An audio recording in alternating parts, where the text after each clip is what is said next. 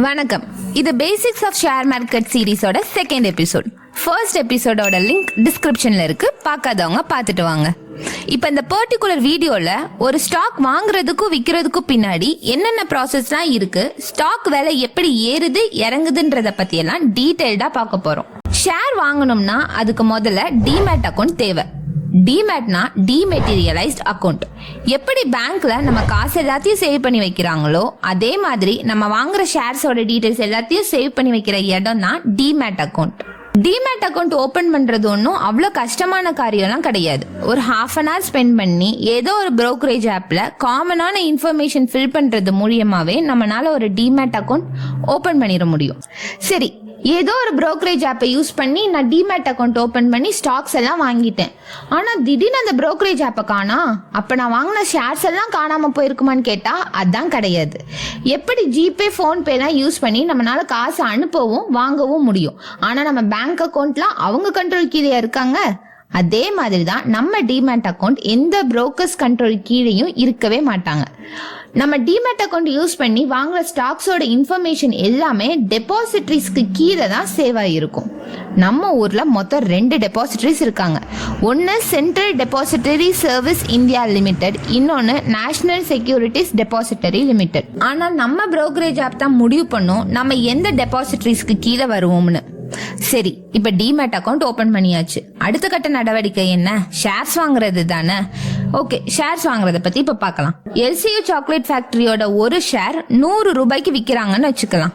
இப்ப நான் அதை வாங்குறதுக்கு ஆசைப்பட்டு பிளேஸ் ஆர்டரும் கொடுக்குறேன். இப்ப என் புரோக்கர் என்ன பண்ணுவாரு, அந்த ஆர்டர் அப்படியே எடுத்துக்கிட்டு எக்ஸ்சேஞ்சஸ் கிட்ட போவாரு. நம்ம ஊர்ல என்னமோ நிறைய எக்ஸ்சேஞ்சஸ் இருக்கு, ஆனா எல்லாரும் காமனா பேசிக்கா யூஸ் பண்ற எக்ஸ்சேஞ்சஸ் என்னவோ 2 தான். ஒன்னு பாம்பே ஸ்டாக் எக்ஸ்சேஞ்ச், இன்னொன்னு நேஷனல் ஸ்டாக் எக்ஸ்சேஞ்ச். இப்போ நான் 100 ரூபாய்க்கு ஒரு ஸ்டாக் வாங்குறதுக்கு ஆர்டர் பிளேஸ் பண்ணிருக்கேனா, ஆனா ஏன் புரோக்கர் அதே ஸ்டாக்கை வாங்கி என்கிட்டே 105 ரூபாய்க்கு வித்தா என்னால அதை அக்செப்ட் பண்ணிக்க முடியுமா? முடியாதுல்ல. இதை கவனிக்கிறது தான் எக்ஸ்சேஞ்சஸோட வேலை.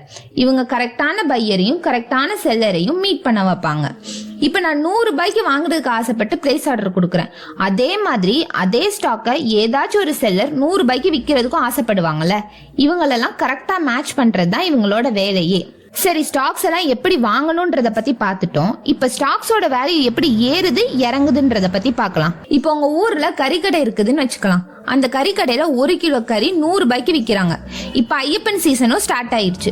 அப்ப நீங்க போய் அண்ணா 1 கிலோ கறி 80 ரூபாய்க்கு கொடுங்கண்ணா அப்படின்னு கேட்டா அவர் யோசிப்பாரு, என்னத்த கொடுத்து எப்படியாச்சும் முடிச்சுட்றோம் அப்படின்ட்டு 1 கிலோ கறி 80 ரூபாய்க்கு கொடுத்துருவாரு. ஆனா அதே கறிக்கடைக்காரர்கிட்ட போய் ரம்ஜான் சீசன் அப்போ 1 கிலோ கறியை 80 ரூபாய்க்கு கேட்டா அவர் கொடுப்பாரா?